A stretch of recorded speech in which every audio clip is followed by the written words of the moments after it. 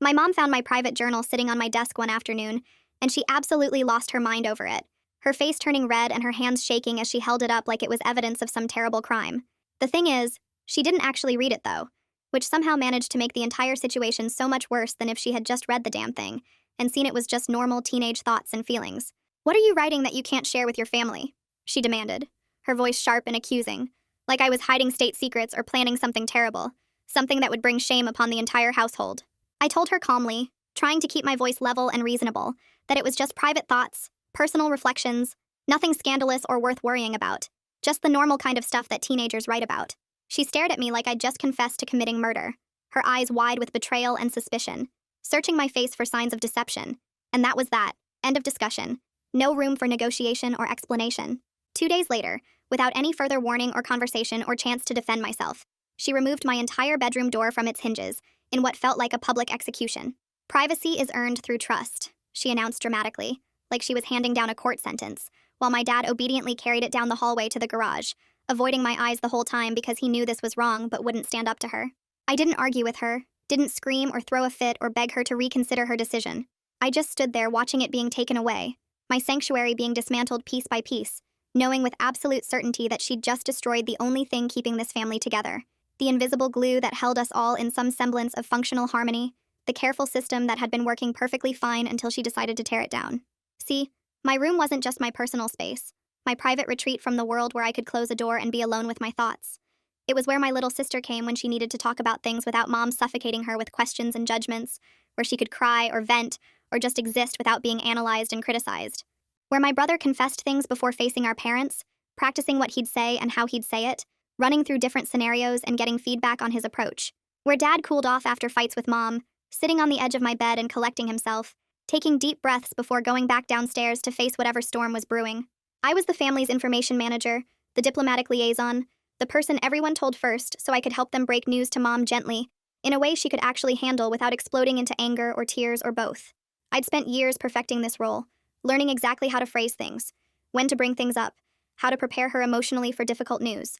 She just fired me from that crucial position without even realizing I had a job, without understanding the vital role I played in keeping this household from imploding into chaos and dysfunction. The first disaster hit within days of the door being removed, faster than I could have even predicted, like dominoes starting to fall. My sister got her period and had a complete meltdown in the bathroom, overwhelmed and scared and not knowing what to do, her whole body shaking with panic and fear. She would have come straight to my room like she always did with problems, where I could have calmed her down, explained things, helped her through it with patience and understanding, but she couldn't now, not with mom constantly hovering near my doorless frame, wandering past and glancing in every few minutes like a prison guard on patrol. Mom heard the crying from downstairs and immediately barged into the bathroom without knocking, without giving my sister even a moment to collect herself. My sister, panicking and feeling cornered like a trapped animal with nowhere to run, admitted in a rush of words that she'd actually had her period for 6 months already, that this wasn't her first time dealing with this. She'd been hiding it all this time, managing it on her own, buying supplies with her allowance, because mom makes everything about bodies shameful and mortifying, turning normal biological functions into something dirty and wrong that should never be discussed openly.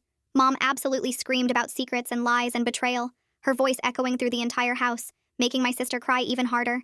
Then she physically dragged her to the gynecologist first thing the next morning, scheduling an emergency appointment like my sister was suffering from some terrible disease instead of just being a normal teenager. What should have been something super normal, a natural milestone handled with care and understanding and maybe even some celebration, became traumatic and humiliating instead, something my sister would probably need therapy to process. My sister shot me this desperate look across the house that day, silently begging for help, pleading with her eyes for me to fix this somehow, to make mom calm down and act reasonable. But I couldn't do anything, couldn't intercept or mediate or soften the blow, because my door was gone, and so was my ability to protect her from mom's overreactions. Then my dad came home one evening looking absolutely destroyed, defeated in a way I'd never seen before, his shoulders slumped and his eyes hollow.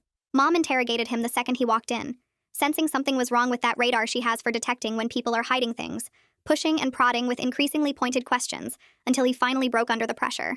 He'd lost his job 3 weeks earlier and hadn't told anyone, carrying this secret around like a weight on his chest. Every single morning since then, he'd been leaving the house at the normal time, dressed in his work clothes, and spending the entire day at the public library, applying for positions online, sending out resumes, making phone calls, trying desperately to fix the situation before it became a crisis. He was waiting to have actual interviews lined up, concrete possibilities and potential job offers, before telling her, wanting to soften the blow with hope and a plan rather than just fear. He would have come to me first to practice how to explain it, to get my advice on timing and approach, to role-play the conversation so he felt prepared, but there was nowhere private anymore. No safe space to confess and strategize without being overheard. Mom found out at dinner in the worst way possible, at the table with everyone present, when he couldn't maintain the lie anymore under her relentless questioning, when the weight of the secret finally crushed him. She had a full-blown panic attack about money, about bills, about our future, hyperventilating and crying about how we'd lose the house, how we'd end up on the street. They fought viciously about lies and deception and what else he might be hiding from her, throwing accusations back and forth like weapons. He slept on the couch for an entire week, the silent treatment stretching between them like an ocean, neither one willing to be the first to apologize or compromise. I watched their marriage crack and splinter in real time, seeing the love and trust that had held them together for 20 years start to crumble, because I wasn't there to help him land the news softly, to prepare Mom emotionally, to be the buffer and translator I'd always been. But week 3 brought the absolute worst disaster of them all, the one that made everything else look minor in comparison, the nuclear bomb that destroyed whatever fragile piece we had left. My brother's girlfriend showed up at our front door crying hysterically, her makeup running down her face, barely able to breathe through her sobs. She was pregnant, of course, because what else could make this situation worse? What else could possibly top everything that had already happened? They'd been figuring out what to do together, weighing their options, researching their choices, and my brother was planning to tell me first so we could figure out how to approach our parents, how to frame this in a way that wouldn't cause World War III. Except I didn't have a door anymore. So when the doorbell rang, Mom answered it herself instead of yelling for someone else to get it. This girl was visibly upset, tears streaming down her face, her whole body trembling, and she blurted out that she was pregnant right there on the front porch for everyone to hear, for neighbors walking their dogs to overhear. Mom found out she might be a grandmother from a sobbing stranger, a girl she barely knew, a teenager standing on her doorstep in crisis. She started screaming immediately, her voice echoing down the street, saying things she'd definitely regret later. My brother came running from upstairs, his face white with panic, taking the stairs 2 at a time. Every single neighbor heard everything, came out on their porches to witness our family drama unfold like a reality TV show. He told me later, his voice hollow with regret, his eyes red from crying, "I was coming to you that night, the night she took your door. I had it all planned out. I was going to ask you how to tell them, what to say, when to say it." My aunt visited a few days later and broke down sobbing at dinner, telling everyone through tears that my uncle had been cheating on her for 2 entire years, that she'd known for months but hadn't told anyone. She'd driven all the way to our house, a 2-hour drive, planning to talk to me privately first, to get my perspective and advice before facing the whole family with this devastating news. But she couldn't without my door, without that safe private space where we'd had so many important conversations before. So instead, it all came out at the dinner table with everyone present. My younger sister hearing things she was way too young to hear, Dad looking uncomfortable, Mom shocked and hurt. Mom felt blindsided and hurt that her own sister was in such a serious crisis, going through something so painful and life-changing, and she'd had absolutely no idea it was happening, no clue that her sister needed support. The breaking point finally hit at Saturday dinner a few weeks after the door removal, the tension that had been building finally reaching its peak. Everyone was gathered around the table, and you could cut the tension with a knife, the air thick with unspoken resentments and secrets and anger. My sister suddenly blurted out without preamble that she had a boyfriend, just threw it out there like a grenade, not because she wanted to, but because she couldn't hold it in anymore. Mom doesn't allow dating at 14, has very strict rules about it that she's made abundantly clear, so she started screaming immediately about rules and respect and trust and how she's disappointed. My brother got defensive, feeling attacked by proxy, feeling like everything was his fault somehow, and shot back angrily that his girlfriend had had a miscarriage and they never told anyone, keeping that pain and loss private, dealing with it alone. Dad, apparently feeling like this was confession time, like if everyone else was spilling secrets he might as well too, admitted he'd been going to therapy for depression for 2 entire months without telling Mom, seeing a counselor every Tuesday. Mom looked around the table at each of us in turn, genuine confusion and hurt in her eyes, like she didn't recognize her own family anymore, like everything she thought she knew was a lie. My grandma, who'd been sitting quietly through all of this chaos, eating her dinner and observing, finally said calmly, with the wisdom of someone who'd seen it all before, "I actually knew about all of these things. Everyone calls me now instead of talking to you." Mom stared around the table at each of us in turn, her face crumbling, tears starting to form. "Why does everyone keep secrets from me? Why don't any of you trust me?" My grandma looked at her with genuine pity, the kind you'd give someone who doesn't understand why they're alone, who can't see their own role in pushing everyone away. "Because you removed Reese's door, honey." She reinstalled my door that same night, working frantically with a screwdriver, her hands shaking, crying the whole time she was doing it, apologizing over and over between sobs, begging me desperately to fix things, to make the family work again, to go back to how things were before. I told her fine, sure, I'd help again, I'd get involved, I'd be the family mediator once more. She looked so relieved, the tension draining from her shoulders, actually smiling through her tears. She had absolutely no idea what I actually meant by that, what I was really planning. Next week, my sister came to me about her boyfriend just like old times, closing my newly reinstalled door behind her, trusting me with the intimate details of their relationship, telling me things she'd never tell Mom. I listened to everything carefully, nodding sympathetically, asking questions, acting like the supportive sister I'd always been, and then walked straight downstairs to Mom and told her every single detail, including that they'd already had intercourse, watching Mom's face go through shock and horror and rage. My brother confided in me that his girlfriend is pregnant again, that they're terrified and don't know what to do, that they're considering all their options. I announced it at dinner that very night before he could even process it himself, before he could prepare, watching his face go pale with betrayal. Dad told me in confidence about the divorce lawyer he'd been consulting, showed me the emails discussing his options for separation, asking me not to tell anyone yet. I forwarded his emails directly to Mom's phone within the hour, CCing her on the entire thread. Everyone's screaming at me now, completely furious, calling me a traitor and a monster, asking what's wrong with me, why I'm doing this, if I've lost my mind. I just smile. They wanted me involved again. They never specified how. Update. The silence at the dinner table lasts maybe 10 seconds, but feels like an hour.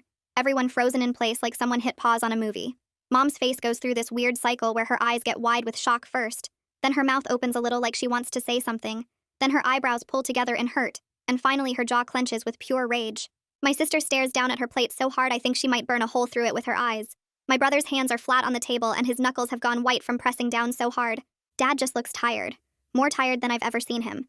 Like he aged 10 years in the last 10 seconds. I push my chair back slowly, the legs scraping against the floor loud enough to make everyone flinch.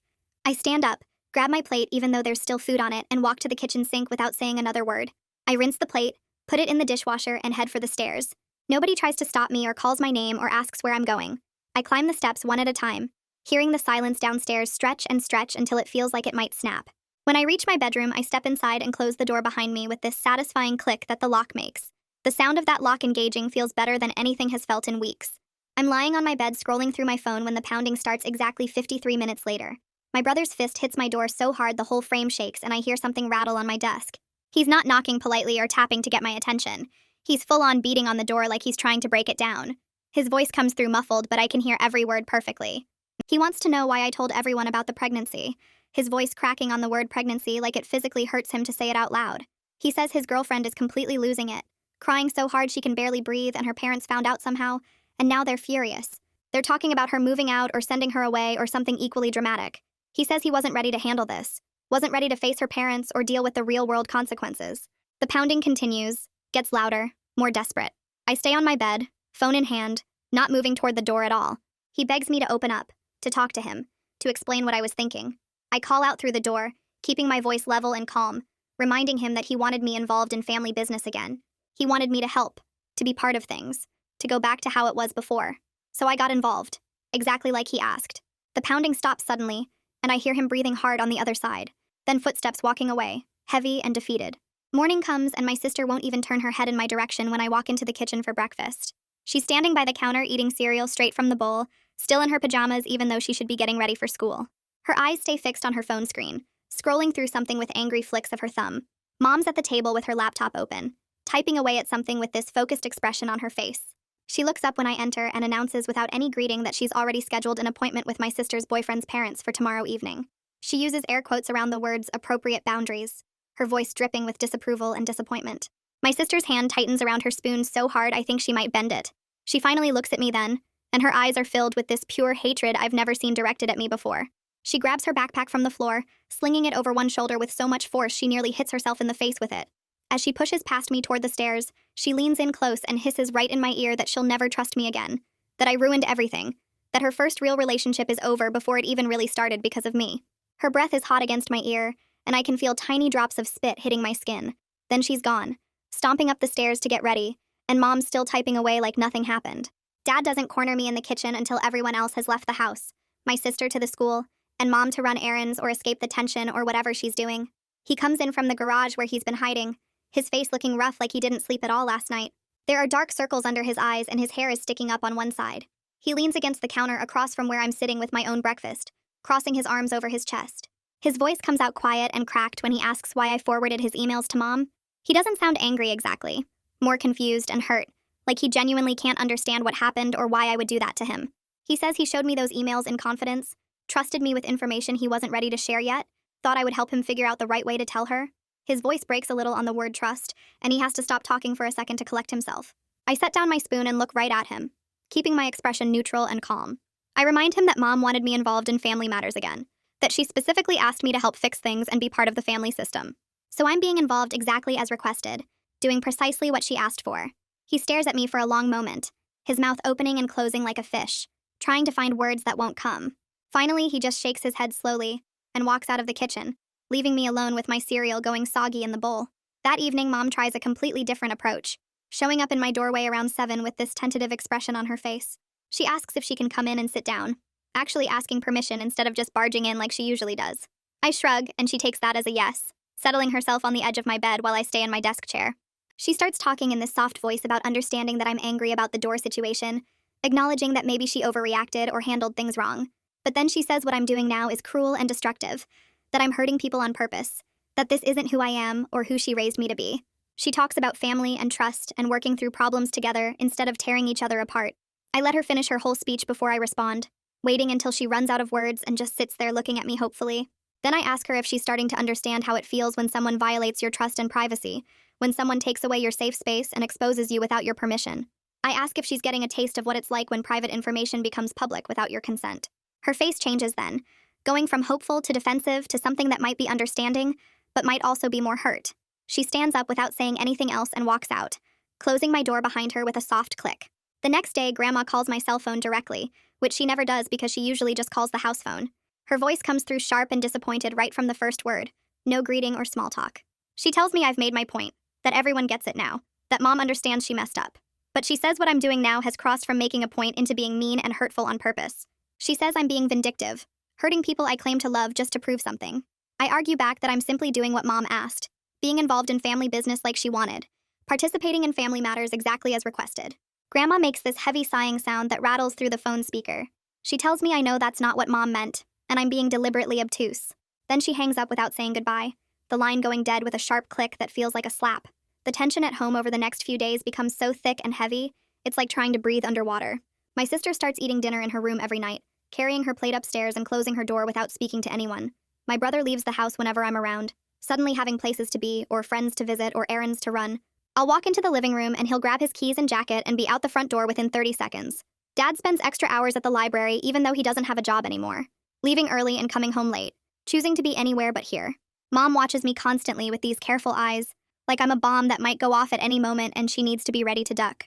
She tracks my movements around the house, glances up whenever I enter a room, seems to be waiting for the next explosion. Nobody talks at meals anymore, just the sound of forks scraping plates and chairs shifting. The silence feels alive, pressing down on all of us. On Thursday, my brother's girlfriend's parents call and demand a family meeting to discuss the pregnancy and future plans. Mom takes the call in the kitchen and I hear her voice going higher and tighter as she agrees to whatever they're saying. When she hangs up, she announces to the house that we're meeting at their place on Saturday afternoon. All of us, no exceptions. My brother finds me later and actually gets down on his knees, literally begging me not to come to the meeting. He says I've done enough damage, caused enough problems, made everything worse than it needed to be. He pleads with me to just sit this one out, to let them handle it without me there stirring things up. But Mom overhears and steps into the hallway, her voice firm when she says I'm coming because I wanted to be involved. She uses my own words against me, saying since I made it clear I want to participate in family matters, I'll be participating in this too. My brother's face falls and he gets up off his knees and walks away without looking at either of us. Saturday afternoon arrives and we all pile into the car for the drive to his girlfriend's house. Nobody speaks during the 15-minute trip, just the sound of the engine and tires on pavement. When we arrive, her parents answer the door with these tight fake smiles that don't reach their eyes. We file into their living room where his girlfriend is already sitting on the couch, her eyes red and puffy from crying. The tension is so thick you could cut it with a knife. Everyone sitting stiff and uncomfortable on furniture that suddenly feels too small. Her dad starts talking first, his voice controlled but angry underneath, going on about responsibility and consequences and how disappointed they are. Her mom keeps dabbing at her eyes with a tissue, looking at my brother like he's personally ruined her daughter's life. My brother sits hunched forward with his elbows on his knees, staring at the floor. His girlfriend won't stop crying, these quiet sobs that shake her shoulders. I sit in the chair by the window, watching all of this unfold, seeing the chaos I helped create play out in real time. My brother keeps shooting me these furious glances when he thinks nobody else is looking, his eyes filled with anger and betrayal. Mom and Dad try to participate in the conversation, offering support and discussing options, but it all feels hollow and forced. Then her dad drops the bomb, suggesting that maybe his daughter should move in with us temporarily so the young couple can prepare for the baby together. He says something about them needing to face this as a team, about taking responsibility jointly, about not running away from the situation. Mom's face goes completely white, all the color draining out like someone pulled a plug. Her mouth opens but no sound comes out at first. She clearly never considered this possibility, never thought about having a pregnant teenager living in our house. Dad actually speaks up for once, his voice stronger than I've heard it in weeks. He says they need to discuss this privately first as a family, that it's a big decision that requires careful thought and planning. Her parents look offended, like Dad just rejected their daughter, but he holds firm. The meeting ends shortly after with everyone agreeing to think things over and talk again next week. We drive home in the same heavy silence, but now it feels even worse, weighted down with this new possibility hanging over all of us. The car ride home feels like sitting in a freezer, everyone frozen in their seats and nobody making a sound except for the engine humming and tires rolling over pavement. Mom's hands grip the steering wheel so tight her knuckles have gone completely white, and I can see her jaw working like she's grinding her teeth or trying not to scream. Dad stares out his window at the passing houses, his reflection in the glass looking older and more tired than I've ever seen him. My brother sits hunched in the back seat next to me with his head in his hands, and every few seconds his shoulders shake like he might be crying, but he's doing it silently. My sister has her earbuds in and her phone pressed against her face, probably texting someone about how much she hates all of us right now. We pull into our driveway and Mom turns off the car, but nobody moves for a long moment, all of us just sitting there in the silence. Then Mom opens her door and gets out, slamming it hard enough to make the whole car shake, and that's when everything explodes into the worst fight we've ever had as a family. We all pile out of the car and follow her into the house, and the second the front door closes behind us, Mom whirls around and starts screaming at the top of her lungs. She yells that I've destroyed everything, that I've torn this family apart, that she can't believe her own daughter would be so cruel and vindictive and heartless. Her face goes bright red and spit flies from her mouth as she shouts, gesturing wildly with her hands like she's trying to physically throw her anger at me. Dad suddenly finds his voice and starts yelling back that this whole mess started when she removed my door, that she created this situation by violating my privacy and trust. His voice gets louder and louder, matching Mom's volume, and I've never heard him raise his voice at her like this before in my entire life. Mom spins on him and screams that he's defending me, that he's taking my side after everything I've done, after I betrayed everyone's trust and exposed their secrets. My brother joins in then, his voice cracking as he calls me vindictive and cruel, saying I deliberately hurt him and his girlfriend when they were at their most vulnerable. He says I'm a monster, that I enjoyed watching everyone suffer, that I took pleasure in causing pain. My sister pulls out her phone and starts recording the whole thing, holding it up and moving it around to capture everyone screaming. She announces loudly that she wants evidence of how toxic this family really is, that she's going to show people what it's actually like living here. That just makes Mom scream even louder, demanding she put the phone away. But my sister keeps recording and backing away whenever Mom tries to grab it. Dad and Mom are now yelling at each other about the door and trust and control, their voices overlapping so much I can barely understand what either of them is saying. My brother keeps shouting at me about betrayal and trust and how I was supposed to help him, not destroy him. The noise level in the house reaches this crazy pitch where everyone's talking over each other and nobody's listening to anything anyone else says. I stand in the middle of it all, watching my family completely fall apart, seeing the chaos I helped create play out in real time. My sister's phone is still recording everything, capturing Mom's red face and wild gestures, Dad's unusual anger, my brother's tears, and my own blank expression as I watch it all happen. The fight goes on for what feels like forever, everyone screaming accusations and blame, bringing up old hurts and new betrayals, saying things that can't be taken back. Finally, I just turn and walk up the stairs to my room while they're all still yelling and nobody even notices me leaving because they're too busy screaming at each other. I close my door behind me and the sound cuts off a little bit, muffled by the wood, but I can still hear them going at it downstairs. I sit on my bed and stare at my hands, and for the first time since I started this revenge plan, I actually feel the full weight of what I've done pressing down on my chest. The satisfaction I felt when I was exposing everyone's secrets is completely gone now, replaced by this heavy feeling that sits in my stomach like a rock. I burned bridges with people I actually love, people who trusted me and came to me for help, and I weaponized that trust against them on purpose. My brother's face when I announced his girlfriend's pregnancy at dinner flashes through my mind, the way his expression went from confused to horrified to betrayed in the span of seconds. My sister's hatred when she hissed that she'd never trust me again, the pure venom in her voice that I'd never heard directed at me before. Dad's quiet hurt when he asked why I forwarded his emails, the crack in his voice that showed how much I'd wounded him. But even with all this guilt and regret sitting heavy in my chest, I'm still angry at all of them too. Angry that they only cared about my role as family mediator when it benefited them. They were perfectly happy to use me as their emotional manager and secret keeper and conflict resolver. But the second Mom took that away from me, nobody stood up for me or defended my privacy. They just adjusted and started going to Grandma instead, finding a new person to dump their problems on, like I was completely replaceable and my needs didn't matter at all. Nobody asked how I felt about being the family's information hub. Nobody considered that maybe I didn't want that responsibility in the first place. Nobody cared that I spent years managing Mom's emotions so they wouldn't have to deal with her reactions themselves. I hear footsteps on the stairs, and then my door opens without anyone knocking, and Mom stands in the doorway looking absolutely wrecked. Her eyes are red and puffy from crying, her hair is messy from running her hands through it, and her whole body seems to sag with exhaustion. She doesn't say anything at first, just looks at me with this expression that's part anger and part confusion and part hurt. Then she turns and walks away without a word, leaving my door open behind her, and I get up to close it myself. I lie awake most of the night listening to the house settle into an uncomfortable silence, knowing that tomorrow everything will still be broken, and I'll still be the one who broke it. Morning comes way too early, and I drag myself downstairs to find everyone already in the kitchen, sitting at the table in this awful quiet that feels worse than last night's screaming. Mom stands at the counter with her back to all of us, and when she turns around, her face is set in this determined expression that means she's made a decision, and nobody's going to change her mind. She announces in a voice that leaves absolutely no room for argument that we're all going to family therapy. All of us. No exceptions or excuses. Her tone is flat and firm, like she's stating a fact rather than making a suggestion, and she looks at each of us in turn to make sure we understand this isn't optional.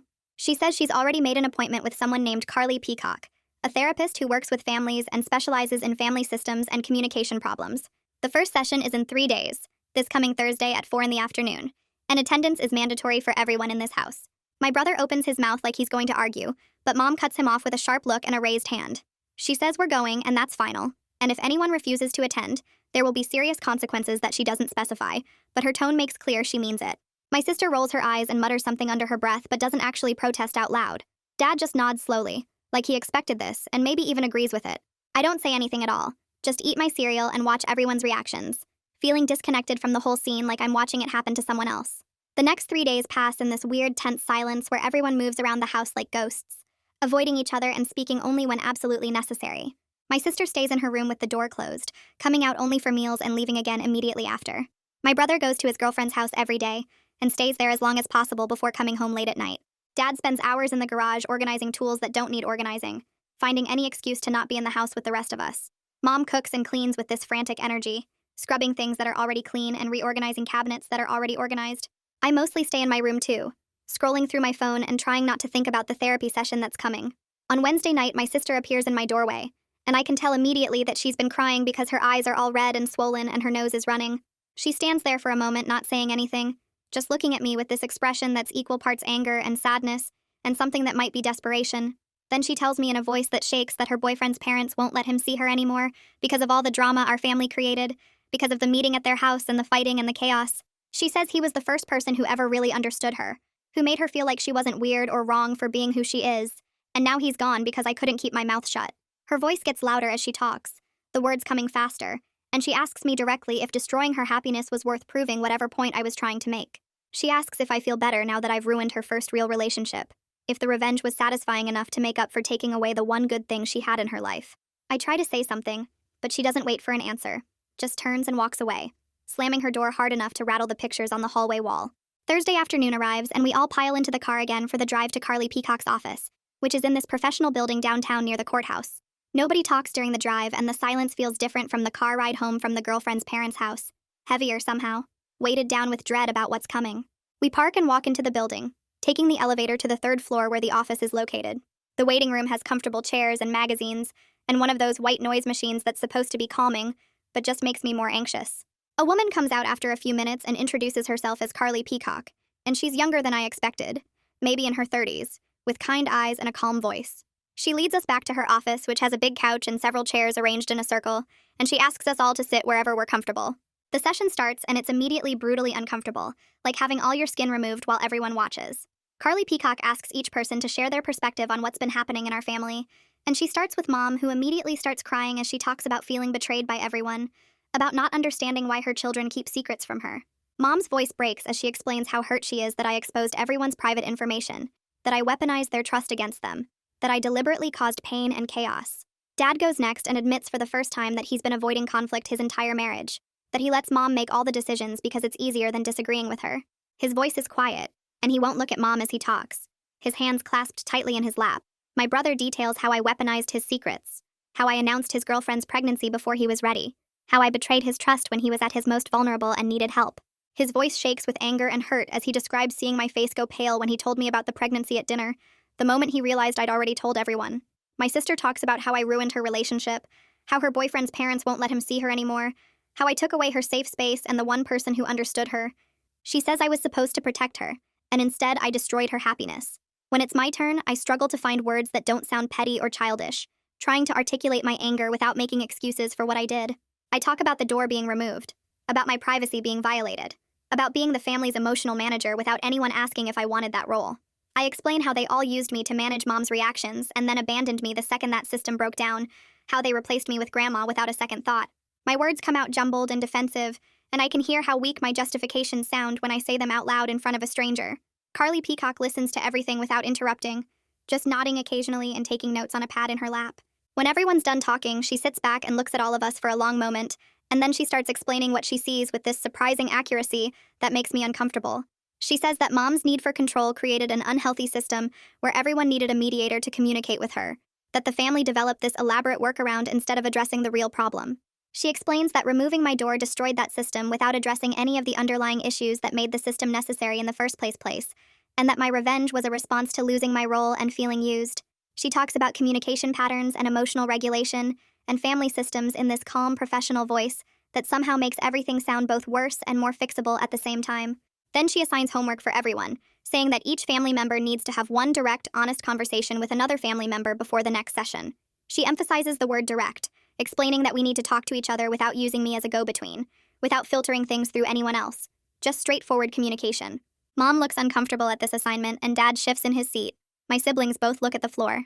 Carly Peacock schedules our next appointment for the following week and sends us home with instructions to complete the homework before then.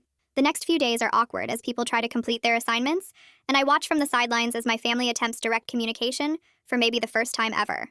Dad approaches Mom one evening when I'm in the kitchen getting water, and I hear him start talking about his job loss and his depression in this halting, uncomfortable way. He doesn't have me there to soften the blow or prepare her emotionally, and the conversation is messy and painful to overhear. Mom's initial reaction is panic, her voice rising as she starts listing all the bills and expenses, but then she catches herself and takes a deep breath. She cries as Dad explains how he's been feeling, how the depression got bad enough that he needed professional help, how scared he was to tell her. Mom admits through her tears that she makes it hard for people to tell her difficult things because she reacts so emotionally, that she knows her anxiety and need for control push people away. They talk for over an hour, their voices sometimes rising and sometimes dropping to whispers, and when they finally finish, they both look exhausted, but also somehow lighter. My brother finds me in my room the next day and asks if he can come in, and I nod, because I figure this is his homework assignment. He sits on my desk chair, and I sit on my bed, and for a minute we just look at each other in silence. Then he starts talking about the pregnancy and his fears, about how scared he is to be a father at his age, about how he doesn't know if he's ready for this responsibility. He admits that he was planning to ask for my help that night, the night Mom took my door, that he had a whole plan for how to tell our parents, and he was going to practice it with me first. His voice cracks as he says that my betrayal hurt even more because he actually trusted me, because I was the one person he thought would help him no matter what. I feel tears starting in my own eyes as I listen to him, and for the first time since this whole thing started, I actually apologize. I tell him I'm sorry, that I took my anger at Mom out on him, that he didn't deserve what I did. I explain that I was so focused on proving a point and getting revenge that I didn't think about the real damage I was causing to real people. He doesn't say it's okay, or that he forgives me, but he nods slowly and says, "Rebuilding trust is going to take time." We sit in silence for a few more minutes before he gets up and leaves, and I feel this weird mix of relief and guilt churning in my stomach. My sister's homework assignment doesn't happen, though, because she refuses to participate at all. She tells Mom point blank that she has nothing to say to anyone in this family, that we're all toxic and she wants nothing to do with any of us. She starts spending every possible minute at friends' houses, coming home only to sleep and leaving again first thing in the morning. She eats dinner in her room when she's home at all, and she won't speak to anyone beyond basic one-word answers. Mom is clearly worried about this, her forehead creasing with concern every time my sister walks past without acknowledging her. But at our next therapy session, Carly Peacock advises giving her space while continuing to show up consistently. She explains that my sister is protecting herself right now, creating distance because she feels hurt and betrayed, and that pushing her will only make her pull away harder. The second therapy session rolls around, and we all pile back into the car for another uncomfortable drive to Carly Peacock's office. This time, Carly Peacock addresses my actions more directly, looking at me as she talks about boundaries and self-protection. She acknowledges that my anger was completely valid, that having my privacy violated and my role dismissed was genuinely hurtful and wrong. But then she asks me to think about the difference between setting boundaries to protect myself and seeking revenge to hurt others, and her question makes my stomach twist uncomfortably. I try to defend myself at first, explaining that I was just doing what they asked, being involved in family business like Mom wanted. But Carly Peacock's gentle questions keep poking holes in my justification, asking me if I really thought exposing secrets would fix anything, or if I knew it would cause harm. She asks if my goal was to protect myself, or to make others feel the pain I felt, and I realize with growing discomfort that I crossed a line somewhere between self-protection and deliberate cruelty. Her questions make me squirm in my seat as I'm forced to acknowledge that revenge felt good in the moment, but didn't actually solve any problems, that I hurt people I love just to prove a point. She doesn't say I'm a bad person or that what I did was unforgivable, but she makes me see that I chose cruelty over communication, that I could have set boundaries without weaponizing trust. Carly leans forward in her chair and asks Mom directly why she removed my door instead of just reading the journal. Her voice calm but pointed, and Mom's face crumbles as she starts crying harder than before. Mom wipes at her eyes with a tissue and admits through sobs that she was terrified of what she might find written in those pages, scared that her children had thoughts and feelings she couldn't control or fix or manage. She explains in a shaking voice that she's been trying to manage everyone's lives because the idea of losing control completely makes her feel like she's drowning, like the whole family will fall apart if she's not constantly monitoring and directing everything. The words pour out of her like she's been holding them in for years, talking about how she grew up in a chaotic household where nobody communicated, and everyone just exploded at each other, and she swore she'd never let her own family become that way. But Carly points out gently that Mom's attempts to prevent chaos actually created it, that her need for control pushed everyone into hiding things from her, and Mom nods while crying because she knows it's true. Dad shifts in his seat during this moment and clears his throat, his hands clasped tightly in his lap, and Carly turns her attention to him with a questioning look. He takes a deep breath and admits that he's been offered a new job, but hasn't told anyone yet, his voice quiet and uncertain, because the salary is lower than his previous position, and he's afraid of how Mom will react. Mom's face immediately tightens with anxiety, and her breathing gets faster, that familiar panic starting to rise in her chest. But then she catches herself and takes several deep breaths. She reaches over and puts her hand on Dad's arm, and tells him through tears that they'll figure it out together, that having him employed and happy is more important than the exact salary number. And Dad looks shocked at this response. Carly nods approvingly and explains that this is what direct communication looks like, that Mom just demonstrated emotional regulation in real time, and the relief on Dad's face is visible to everyone in the room. My brother speaks up then, his voice stronger than I've heard it in weeks, and shares that his girlfriend decided to keep the baby, and they're planning to co-parent while finishing school. He explains that her parents have softened slightly after seeing them create a realistic plan together, that they're scared but also determined to step up and handle this responsibility. Mom opens her mouth like she's going to start managing the situation, but then closes it again, visibly stopping herself from taking over, and instead she asks my brother what kind of support he needs from the family. My brother looks surprised at being asked instead of told what to do, and he actually thinks about it before answering, saying they need help with childcare planning and maybe some financial assistance with baby supplies. For the first time in this whole pregnancy situation, he's handling it without needing me to manage Mom's reaction first, speaking directly to her about his needs and fears. Carly turns to me then and assigns individual homework, telling me I need to write letters to each family member explaining my actions and taking responsibility for the harm I caused. The assignment makes my stomach twist uncomfortably because it feels impossible, like trying to put years of anger and hurt into words that make sense, but I nod and agree to do it. She emphasizes that these letters aren't about defending myself or explaining why I was justified, but about acknowledging the specific pain I caused each person and taking genuine accountability for my choices. I leave the session feeling heavy and uncertain, the weight of this homework assignment pressing down on my shoulders as we drive home in silence. Over the next few days, I sit at my desk staring at blank paper, trying to figure out how to start these letters without making excuses or shifting blame back onto everyone else. I write and delete and rewrite dozens of times, struggling to find words that feel honest without being defensive, that acknowledge harm without minimizing my own hurt. Slowly, the letters start taking shape as I force myself to really think about what I did to each person, how my revenge affected their specific situations and relationships. Writing to my brother is the hardest because I have to face how I exposed his most vulnerable moment, how I announced his girlfriend's pregnancy before he was ready, how I betrayed his trust when he needed help the most. The words come slowly, but they come, and I find myself actually processing my anger and hurt for the first time instead of just acting on it. I write about how I felt replaced and used, how nobody stood up for me. When Mom took my door, how I wanted everyone to feel the pain I felt, but I also acknowledge that revenge didn't fix anything or protect me or make things better. Each letter forces me to sit with the specific damage I caused, to really see how my actions rippled out and hurt people I claimed to love, and the process is uncomfortable and painful in a way that feels necessary. The third therapy session arrives and we all pile back into the car for another drive to Carly's office, the silence between us feeling different now, less hostile and more uncertain. My sister has been completely silent throughout the previous sessions, sitting with her arms crossed and her face turned away, refusing to participate or engage with anything Carly says. But today something shifts, and my sister suddenly starts talking, her voice cutting through the conversation like a knife, and everyone turns to look at her in surprise. She reveals that she's been talking to Grandma every single day since this whole thing started, processing everything that happened through those phone calls, and Grandma helped her understand something important. My sister explains that Grandma pointed out how everyone in the family made mistakes, including her for expecting me to always protect her from consequences, for relying on me to manage Mom instead of learning to communicate directly herself. She admits that she was angry at me for ruining her relationship, but she's also angry at herself for putting that responsibility on me in the first place, for using me as a shield against Mom's reactions. The words pour out of her and she starts crying, saying she misses having me to talk to, but she also understands now that our old system was unhealthy for everyone, especially for me. Carly guides the conversation carefully, helping my sister articulate how she felt abandoned when I betrayed her trust, but also how she's starting to see the bigger picture. Mom reaches over to hug my sister, but my sister pulls away, saying she's not ready for that yet, and Mom nods and respects the boundary, even though her face shows how much that rejection hurts.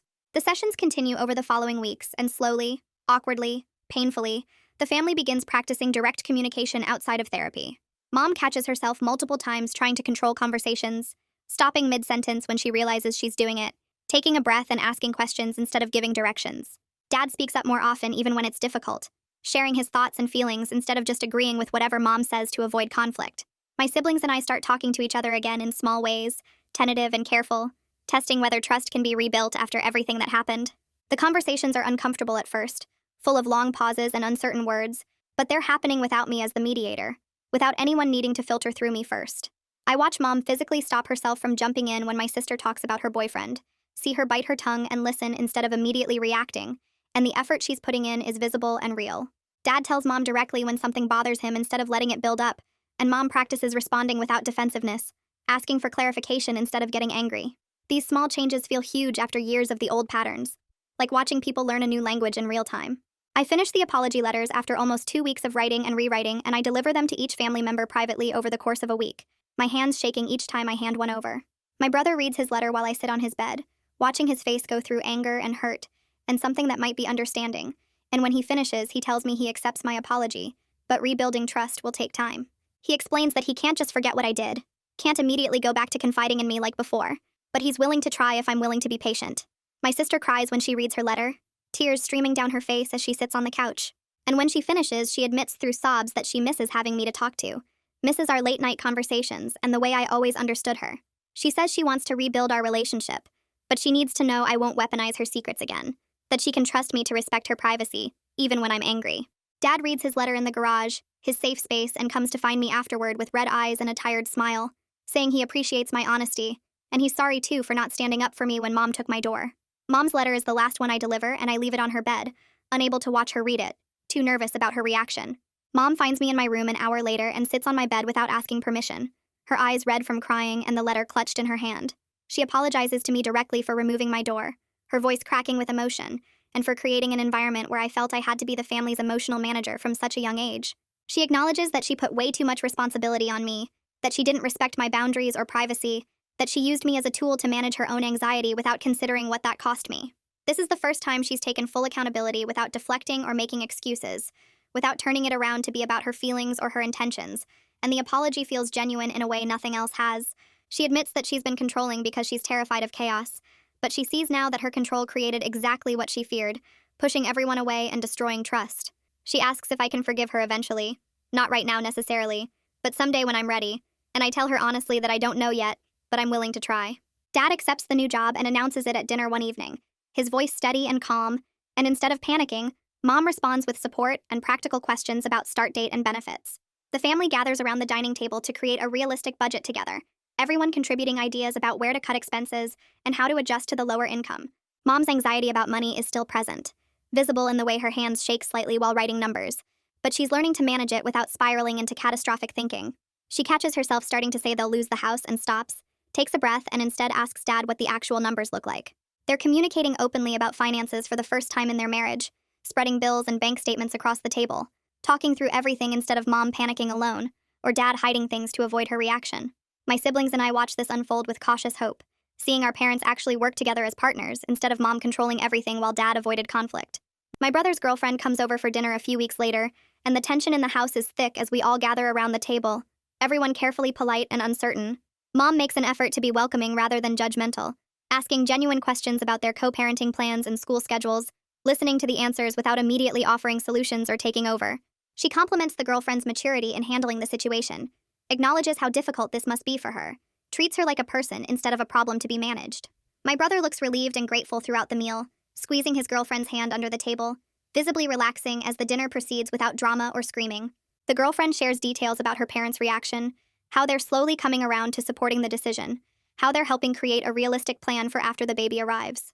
Dad asks practical questions about doctor appointments and insurance, and Mom adds the girlfriend to our family calendar for future dinners, a small gesture that makes my brother's face light up with surprise and hope. These small steps toward healing are happening slowly, painfully, imperfectly, but they're happening, and for the first time since Mom removed my door, I start to believe that maybe this family can actually function in a healthier way. A few weeks later, my sister comes home from the school with this look on her face that I haven't seen in forever, something between nervous and excited and hopeful all mixed together. She tells us at dinner that her boyfriend's parents called and said they're willing to allow supervised visits again, because they found out our family is in therapy and actually working on things. My sister's voice shakes a little when she talks about it, and she keeps glancing at Mom like she's waiting for an explosion that doesn't come. Mom just nods and asks what kind of supervision the other parents want, and whether my sister feels comfortable with that arrangement.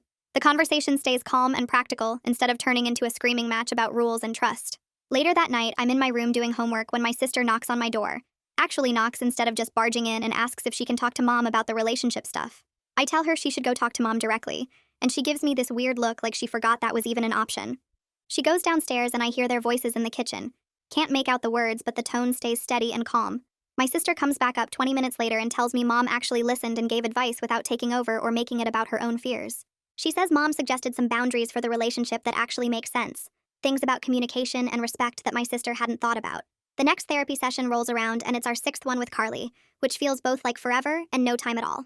Carly starts by asking each of us what we've learned from this whole process and what we want to change going forward. Dad talks about speaking up more and not avoiding conflict just because it's uncomfortable. Mom admits she wants to learn how to trust people without needing to control every situation. My brother says he wants to handle his own problems instead of always needing someone else to manage things for him. My sister talks about communicating directly instead of hiding things or going through other people. When it's my turn, I sit there for a minute trying to figure out how to put it into words. I tell them I'm realizing that being the family mediator wasn't just something that got forced on me, that I also chose it, because it made me feel important and needed. Saying it out loud makes my stomach twist because it sounds pathetic, but it's true. I liked being the person everyone came to.